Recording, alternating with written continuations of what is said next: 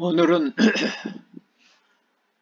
장로님이 요한복음 18장 25절까지 읽었습니다만 18, 19절 두 절만 가지고 베드로의 장례를 예언하신 그리스도라 하는 제목으로 말씀을 살펴보도록 하겠습니다.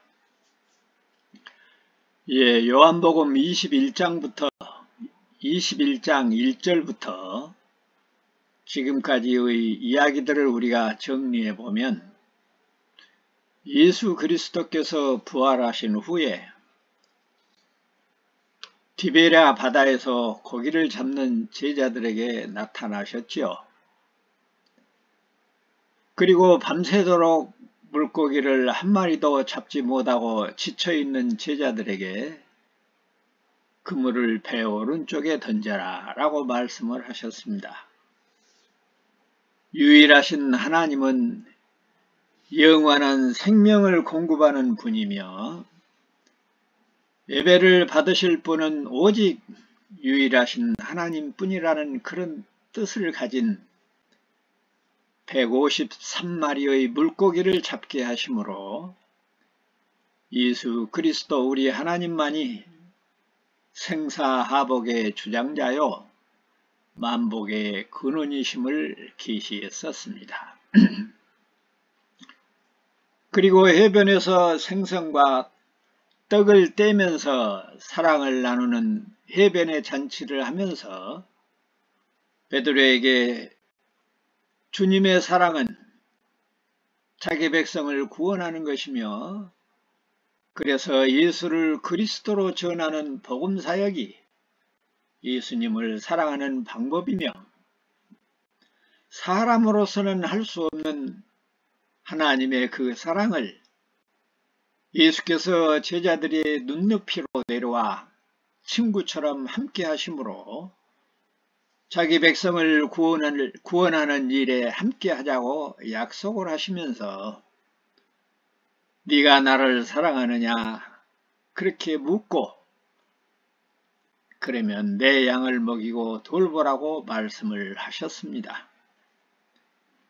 그리고 이제 오늘 본문에는 요한복음 21장 18절로 19절에서 베드로 개인에게 장래의 삶을 어떻게 살 것인가를 예언해 주심으로써 참다운 그리스도의 영으로 사는 그것이 어떤 것인가 하는 것을 역시 베드로를 대표자로 삼아서 만물의 절대적 통치자가 오직 예수 그리스도이심을 보고 계시해주고 있습니다.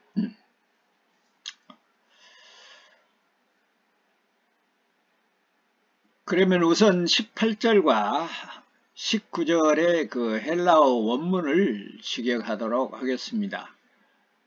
그렇게 크게 어려운 내용이나 우리 한글 번역과 다른 바가 없습니다만은 어떻게 생뚱맞게 허리띠가 나오고 그러는 거 하는 생각을 할 수 있어서 원문을 직역하면서 그 의미들을 좀 대충 정리하겠습니다. 18절 직역합니다. 아멘 아멘. 우리말로 진실로 진실로 그렇게 번역이 되어 있지요. 진실로 진실로 너에게 내가 말한다. 네가 젊었을 때는 너 스스로 허리띠를 메고 그리고 네가 원하는 곳으로 다녔다. 그러나 네가 늙어서는 네가 그 손 또는 팔을 내게 내밀 것이다. 그리고 다른 사람들이 너에게 허리띠를 메어줄 것이다. 그리고 내가 원하지 않는 곳으로 데려갈 것이다. 18절입니다. 혹시 필기하는 사람들을 위해서 다시 한번 직역을 합니다. 진실로 진실로 너에게 내가 말한다. 네가 젊었을 때는 너 스스로 허리띠를 메고 그리고 네가 원하는 곳으로 다녔다. 그러나 네가 늙어서는 네가 그 손들을 또는 양팔들을 네가 내밀 것이다. 그리고 다른 사람들이 너에게 허리띠를 메어줄 것이다. 그리고 내가 원하는 곳은 원하지 않는 곳으로 데려갈 것이다. 19절을 봅니다. 그가 이렇게 말씀하신 것은 그가 어떠한 죽음으로 그 하나님께 영광을 돌리게 될 것인지를 알려주기 위함이었다. 여기서 그가는 앞에 나와 있는 그가는 예수님이고 뒤에 나와 있는 그가는 베드로입니다. 문자적으로는 예수님과 베드로란 말이 없습니다. 그러나 문맥을 따라서 우리말 성경에는 그냥 그렇게 의역을 했습니다마는, 자, 그가 가로 열고 예수님께서 가로 닫고 이렇게 말씀하신 것은 그가 가로 열고 베드로 가로 닫고 어떠한 죽음으로 그 하나님께 영광을 돌리게 될 것인지를 알려주시기 위함이었다. 그리고 나서 그가 가로 열고 예수님께서 가로 닫고 그에게 가로 열고 베드로에게 가로 닫고 나를 따르라 하고 말씀하셨다. 19절 천천히 다시 한번 합니다. 그가 가로 열고 예수님께서 가로 닫고 이렇게 말씀하신 것은 그가 가로 열고 베드로 가로 닫고가 어떠한 죽음으로 그 하나님께 영광을 돌리게 될 것인지를 알려주시기 위함이었다. 그리고 나서 그가 가로 열고 예수님께서 가로 닫고 그에게 가로 열고 베드로에게 가로 닫고 나를 따르라 하고 말씀하셨다.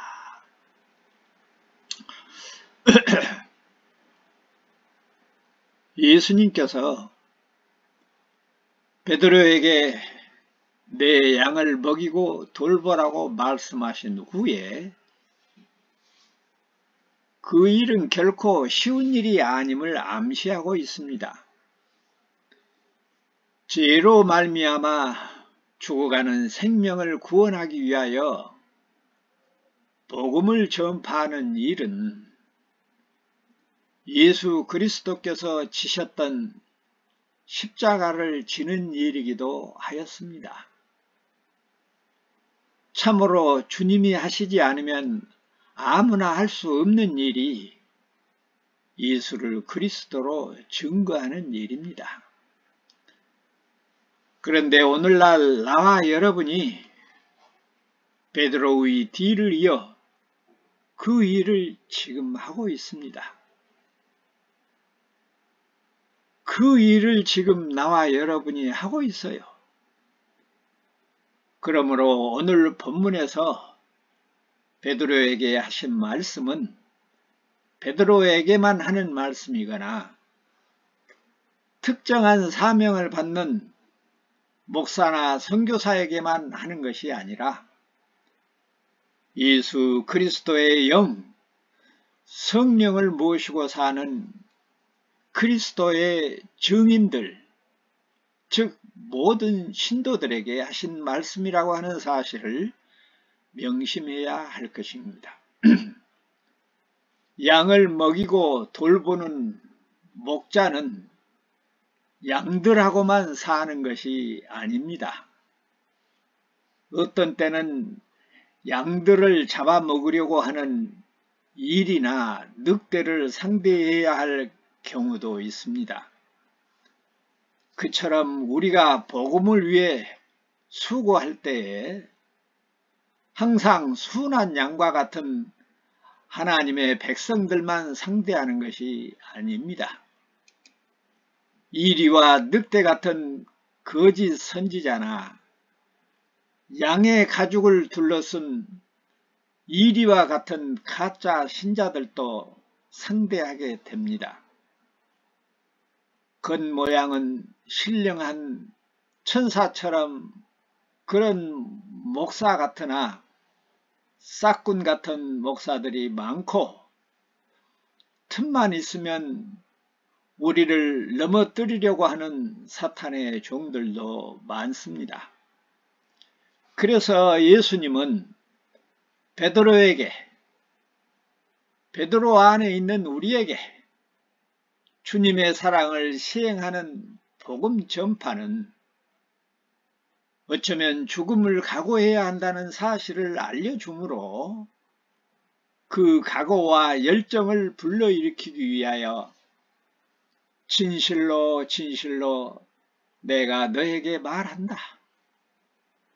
젊어서는 네가 스스로 허리띠를 메고 원하는 것을 다닐 수 있겠지만 늙어지면 남들이 내 팔 또는 내 손을 벌려 내 허리띠를 메어줄 것이며 네가 원하지 않는 곳으로 데려갈 것이다 라고 말씀하시므로 사실상 베드로의 순교적 삶을 예언해주고 있는 것입니다. 우리는 지금 영어로는 팬티라고 합니다마는 바지 저고리나 원피스를 입고 사니까 잘 이해가 되지 않을지 모릅니다. 무엇이요? 허리띠를 매느니 마느니 하는 이야기가 새로울지 모르겠는데, 유대인들은요 대부분 원피스처럼 생긴 그 통으로 짠 옷을 입고 살기 때문에 대부분이 허리띠를 메어서 몸의 상하를 구분하고 활동할 때 걸리지 않도록 단정하기 위해서 거의 허리띠를 메고 삽니다. 아침에 허리띠를 메고 저녁에 허리띠를 풀고 또 일을 할 때는 허리띠를 더 종에 메고, 이런 거니 허리띠를 맨다는 말은 그들에게는 일상 생활을 의미하는 그런 이야기입니다.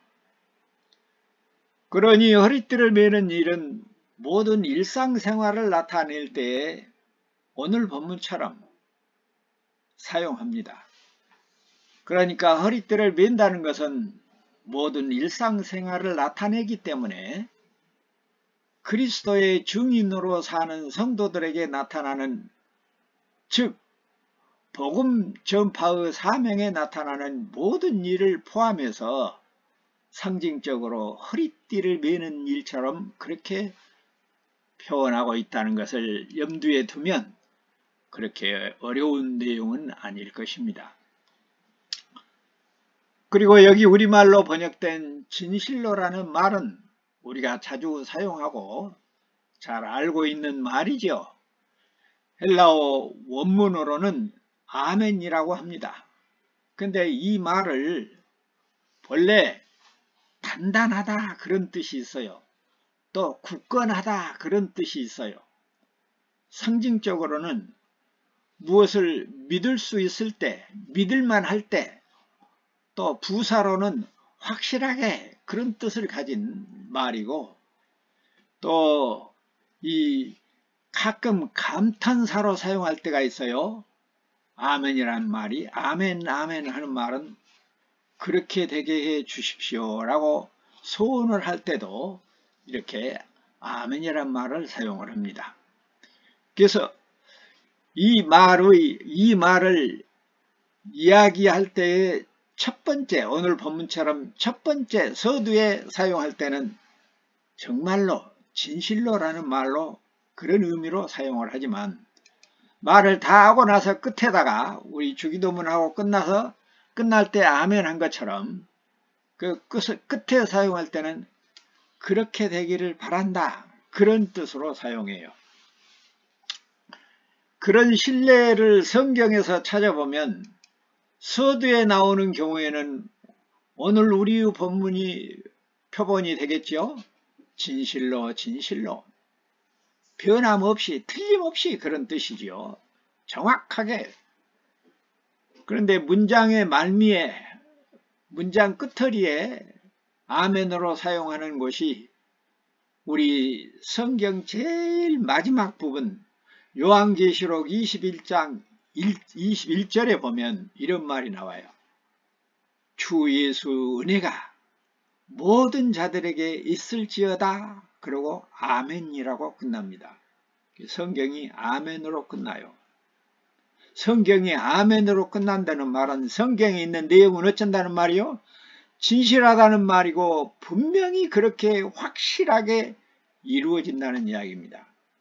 세상의 모든 일이 이루어지지 않아도 성경은 반드시 그렇게 이루어진다고 하는 사실을 그렇게 아멘이라고 하는 두 단어로 못을 받고 있습니다. 그래서 우리가 아멘이란 말을 자주 써야 돼요. 실은 하나님의 뜻이 우리의 삶 속에 나타나도록. 그런데 어떤 사람들을 보면은 아멘을 잘 안 하는 경우가 있어요.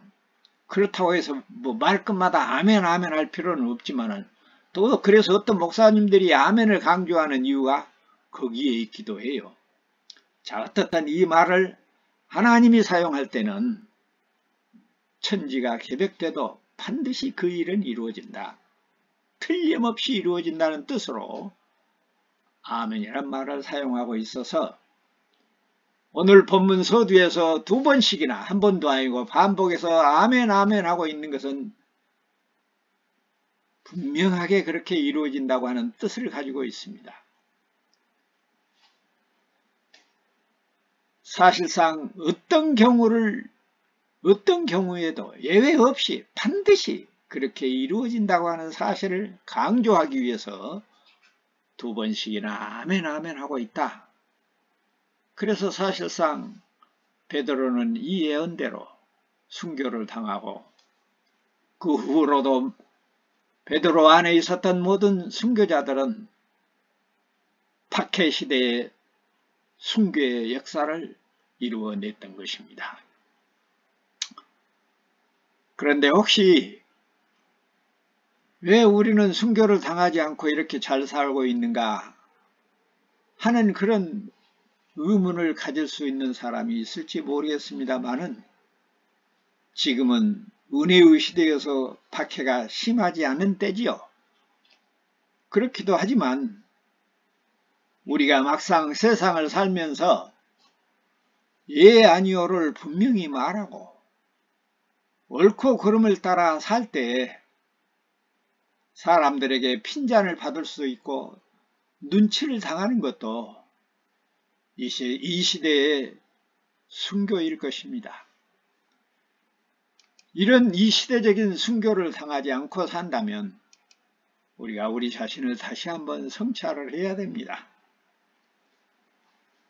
이 말씀은 단순히 사람이 젊었을 때와 늙었을 때를 그 삶을 비교해서 말하고 있는 것이 아닙니다.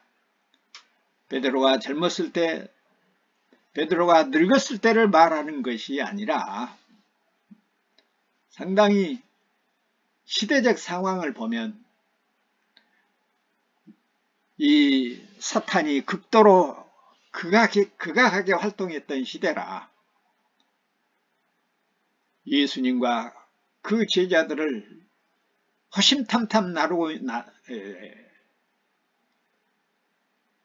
틈보고 있는 그런 시대적 상황 때문에도 예수님께서 상당히 상징적으로 말하고 있는 것을 알 수 있었습니다. 여기서 젊었을 때라는 말은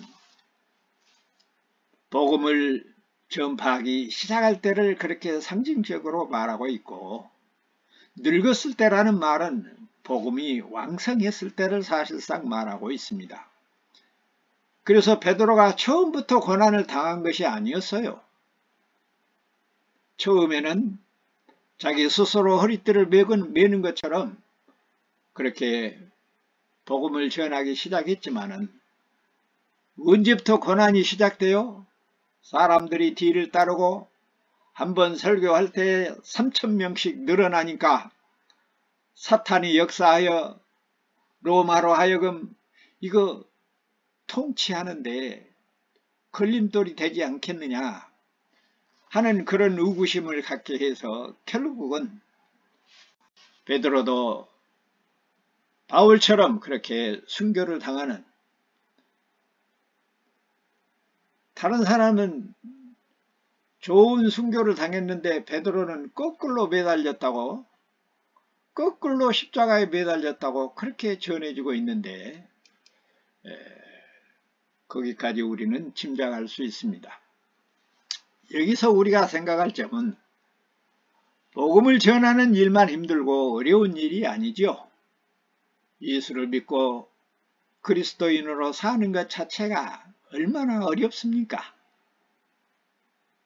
우리가 예수를 믿기 전에는 세상의 안락과 쾌락을 누리며 거리낄 것이 없이 살았습니다. 그러나 예수 그리스도의 백성이 되는 그 순간부터 적어도 어려운 투쟁이 시작된 것이지요.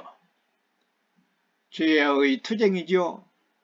자신 안에 있는 옛사람과 투쟁하고 또 우리 주변에 벌어지는 무신론적 삶의 습관과 풍속과 투쟁을 해야 하는 것이지요. 먹고 싶은 것도 마음대로 못 먹고, 마시고 싶은 것도 마음대로 못 마시고, 입고 싶은 것도 마음대로 못 입고, 먹고 싶은 것도 마음대로 못 먹는 그런 실정이 되고 말았습니다.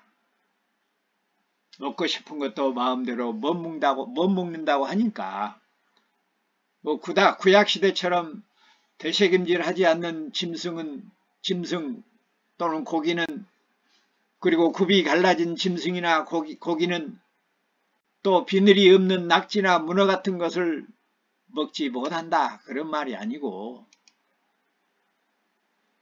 또 못 마시는 것이 있다고 하니까 술, 담배를 못한다는 말이 아닙니다. 이제 신약 백성들에게는 그런 것을 지켜야 할 의무가 사실은 없어요. 술, 담배가 우리로 하여금 지옥 가게 하지를 않습니다. 지옥 가게 하는 것은 예수를 그리스도로 믿지 않는 것이지요. 그렇다면 무엇을 왜 못 먹고 못 마신다는 말인가? 제가 이렇게 말씀을 드리고 있는 것은 이제 예수 그리스도의 영 성령이 우리 안에 와 계시니 우리의 몸과 마음이 성전입니다. 우리의 몸을 건강하게 보존하는 것이 성전을 깨끗하게 하고 거룩하게 지키는 일입니다. 이런 말을 하면 또 혹시 우리 집사람은 자기도 마음대로 먹고 마시면서 저런 말을 하는가 할지도 모르겠는데 아무튼 그렇습니다. 하나님의 성전인 우리 몸의 건강을 해롭게 하는 음식은 사양해야 하며, 그래서 아무리 좋은 음식이라도 적당히 절제하며 섭취해야 하며 과식해서도 안 되는 것이죠. 그런데 우리는 너무 가난한 시절을 살아서 식당에 가서 양이 좀 많아도 못 남기고 배가 터지도록 거의 다 먹고 나와야 속이 시원하죠. 또 영양이 부족해서 건강이 해칠 수 있도록 과도한 금식이나 다이어트를 한다는 그런 명목으로 소식이나 금식을 해서는 안 된다는 이야기이기도 할 것입니다. 이러한 육체적인 투쟁뿐만 아니라 외적인 고통과 위험한 생활이 다가오고 경우에 따라서는 죽음까지도 달려들게 될 때가 있을 것입니다.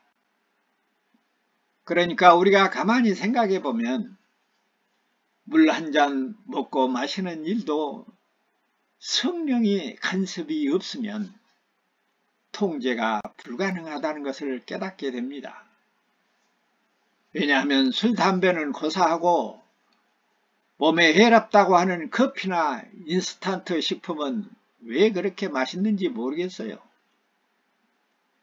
예수를 믿는 참다운 생명과 자유와 평화를 얻는다고 하니까 세상 사람들처럼 눈에 보이는 세상적인 부귀영화로 알아들으면 안 되고, 참으로 진정한 우리의 행복은 세상 사람들이 말하는 그런 기준에 있지를 않지요. 눈에 보이는 이 세상의 부귀영화는 좋지요. 그러나 잠시 잠깐 천국의 모양을 가지고 있기는 해도 모두가 허망한 것이라.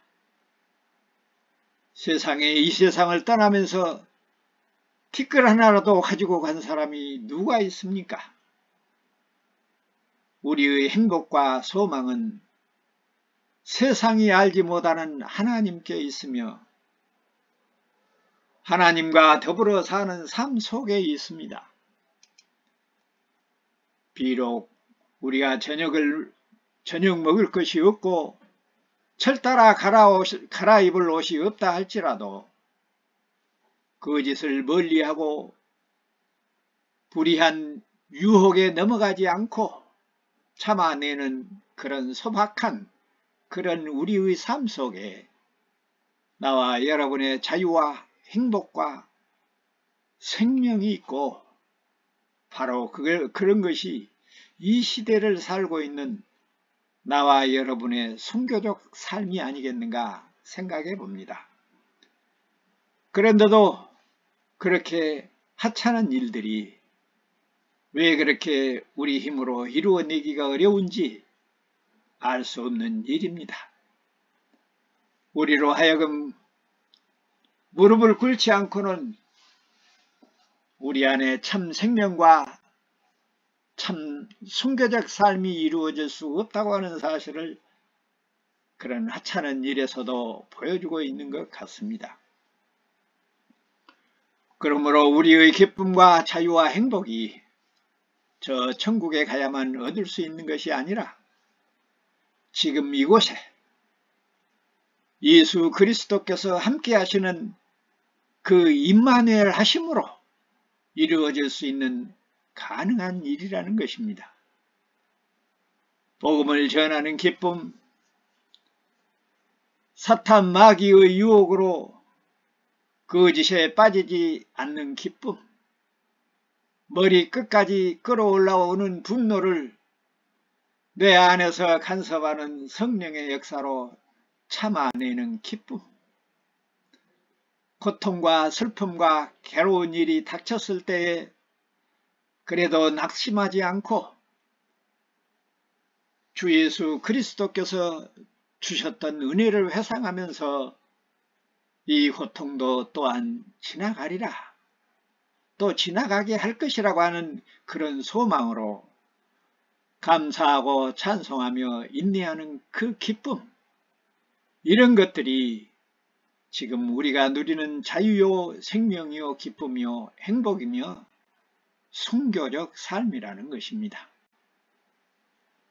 우리가 우리의 목숨만 내놓는 것이 순교가 아니라 시대적으로 하나님께서 박해의 시대도 있었고 자유의 시대도 있었고 나와 여러분은 얼마나 평화의 시대에 박해받지 않는 그런 시대에 살고 있습니까? 그렇다고 해서 박해가 없는 것이 아니라 우리의 삶 속에, 아주 하찮은 삶 속에 박해가 있고 순교적 삶이 있다고 하는 사실을 오늘 이 시간에 강조하고 있는 것입니다.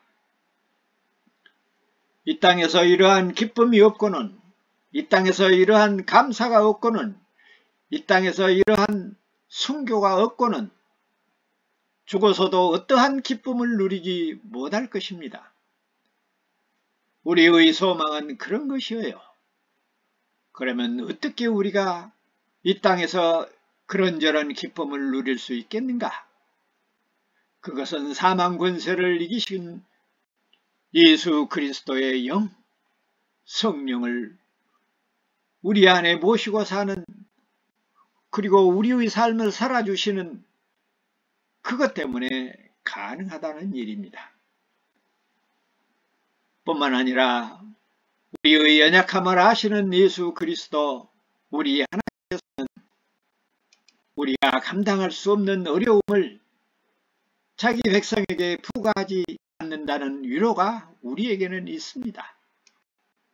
아무리 힘들고 고통스러운 일이 벌어져도 이러다 내가 죽지 않을까 하는 생각이 들 정도로 힘들어도 우리 주님은 그 고통을 지나가게 하고 계신다고 하는 사실을 분명히 인식하고 인내하고 무릎을 꿇을 수 있어야 할 것입니다. 십자가의 죽음을 이기신 예수 그리스도께서 베드로에게 죽음을 예고하고 있는 것은 베드로를 겁먹게 하기 위해서가 아니라 예수 그리스도뿐만 아니라 복음을 전파하는 모든 자들에게 사망 권세를 이기는 부활의 승리로서 하나님의 영광이 나타날 것을 계시하는 내용이라는 사실입니다. 오늘 본문이 그렇게 이야기를 해요. 베드로가 순교함으로 하나님의 영광이 그를 통해서 어떻게 나타날 것인가를 보여주고 있다. 그래서 우리의 삶은 은혜라고 말합니다. 성경은 다른 것을 말하지 않고 그러한 하나님의 은혜의 선포하는 책입니다. 은혜를 선포하는 것이 성경입니다. 계명을 주고 명령해서 우리에게 멍에를 주시는 것이 아니라 그런 모든 것들을 함께 해주시겠다고 하는, 대신해 주시겠다고 하는 그런 은혜의 선포인 것입니다. 예수님이 이러한 예언은 베드로의 일생 동안 전도자로의 사명을 잘 감당할 수 있는 격려가 되고 위로가 되었습니다. 능력이 되었습니다. 그래서 예수님처럼 십자가에 매달렸고 거꾸로 달려 순교함으로 예수님의 뒤를 따를 수 있었습니다. 그 죽음이 억울하지 않았습니다. 예수님처럼 영광스러운 것이었습니다. 오늘 우리의 생각과 우리의 입술에 오르내리면서 그의 죽음은 하나님의 영광을 드러내고 있기 때문에 그렇습니다. 사실상 그리스도의 뒤를 따라 산다고 하는 것, 그리스도의 뒤를 따를 수 있다는 것, 그보다 더 큰 은혜가 어디 있겠습니까? 그런데 우리는 이런 박해도 없이 좋은 시대에 태어나 그리스도의 뒤를 따르는 더 큰 은혜를 입고 삽니다. 우리 이 시간에 얼마나 우리가 큰 은혜를 입고 사는지 짐작해야 됩니다. 우리의 역사만 돌아봐도 얼마나 힘들고 얼마나 큰 순교적인 삶이 많았습니까? 이 놀라운 은혜가 나와 여러분뿐만 아니라 사랑하는 우리의 부모 형제와 남편과 아내와 자녀들과 자손 대대로 임하기를 성부와 성자와 성령의 이름으로 축원합니다. 아멘.